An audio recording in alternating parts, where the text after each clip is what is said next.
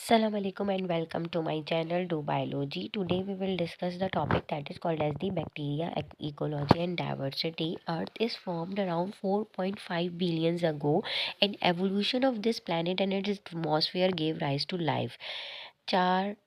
4.5 billion years ago पहले जो है वो अर्थ जो है वो फॉर्म हुई थी और तकरीबन 3.5 बिलियन ईयर्स अगो पहले जो है उसमें लाइफ की एविडेंसेस मिले थे, यानी कि लाइफ स्टार्ट हुई थी। और एवोल्यूशन अगर बात करें प्लैनेट और उसके एटमॉस्फेयर की लाइफ की, तो अर्थ के अंदर जो है वो जो लाइफ है वो प्रोसीड आउट हुई है आहिस्ता आहिस्ता। और अर्थ जब उसके अंदर एनवायरमेंटल कंडीशंस शुरू में ऐसी नहीं थी कि लाइफ एग्जिस्ट कर सके, लेकिन आहिस्ता आहिस्ता जो है फिर लाइफ जो है वो एग्जिस्ट करना शुरू हुई। इनिशियल टेम्परेचर जो अर्थ का था वो भी बहुत ज़्यादा हाई था, इसमें बहुत सारी गैसेस भी पाई जाती थी और ऑक्सीजन की क्वांटिटी भी कम थी और अनअवेलेबल थी कि लाइफ एग्जिस्ट कर सके। Since then life has evolve into a wide variety of forms.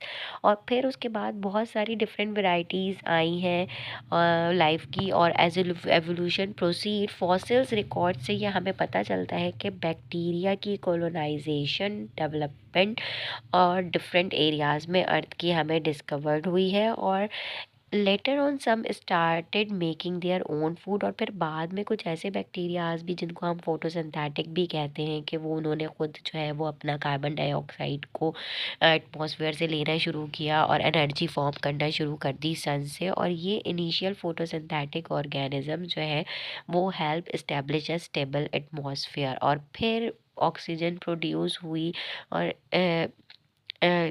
मतलब एटमॉस्फेयर के अंदर, और in such quantities that eventually life forms could evolve that needed oxygen. और फिर आहिस्ता आहिस्ता जब ऑक्सीजन की क्वांटिटी ज़्यादा होना शुरू हो गई, क्योंकि जब फोटोसिंथेटिक बैक्टीरियाज रिस्पायर करने लग गए, उन्होंने ऑक्सीजन जो है वो इवॉल्व करना शुरू करी और इस तरह के ऑर्गेनिजम्स अर्थ के अंदर फॉर्म हुए ये प्लांट लाइक। तो फिर उसके बाद जो है वो ऑक्सीजन की क्वांटिटी ज़्यादा हुई, तो फिर इस तरह के जो है वो ये कह लीजिए कि ऑर्गेनिज्म डेवलप हुए जो ब्रीथिंग कर सकें। Breathing life forms came into an existence. और फिर ऐसी ब्रीथिंग लाइफ जो है वो एग्जिस्ट हुई जो ऑक्सीजन इनटेक करे और कार्बन डाइऑक्साइड रिलीज आउट करे। तो with the population of increasing diverse bacterial life, the stage was set for more life to form. और इसी तरीके से बैक्टीरिया की जब इंक्रीजिंग डाइवर्स पॉपुलेशन हुई, तो उसके बाद जो है वो ज़्यादा लाइफ जो है वो एग्जिस्ट करना शुरू हुई। There is compelling evidence that mitochondria and chloroplast were once primitive bacterial cell.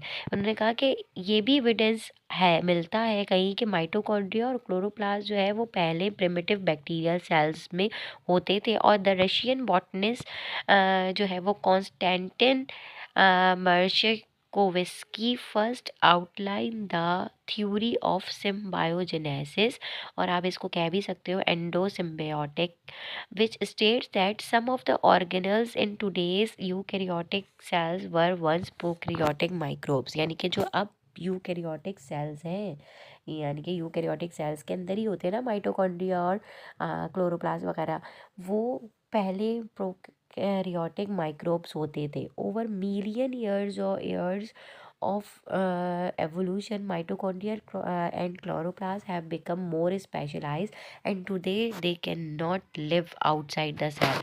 और बहुत सारी ईयर्स की एवोल्यूशन के बाद उन्होंने कहा कि माइटोकॉन्ड्रिया और क्लोरोप्लास्ट जो है मोर स्पेशलाइज सेल्स हैं और अब ये एग्जिस्ट नहीं कर सकते आउटसाइड द सेल।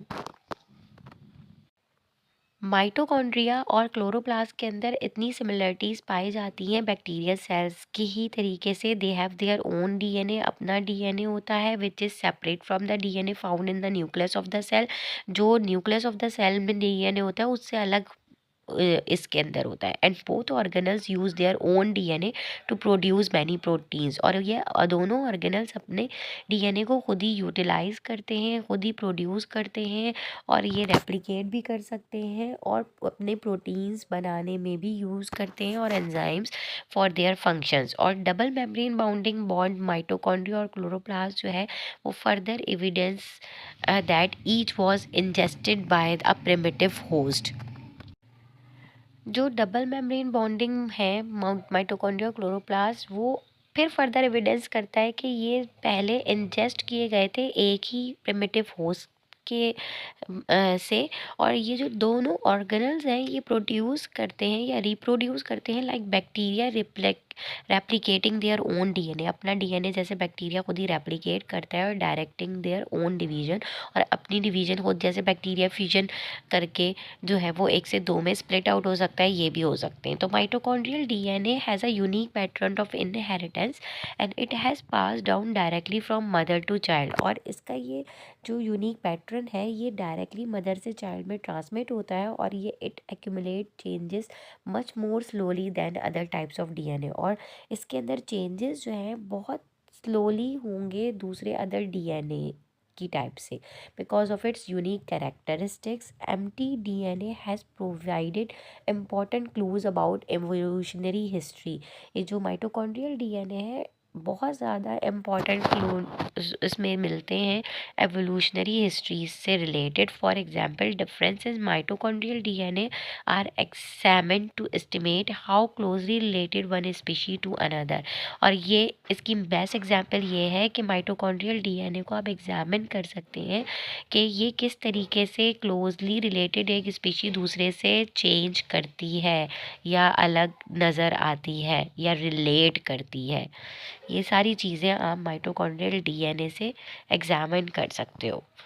तो that's it for today, and if you like it kindly subscribe my channel.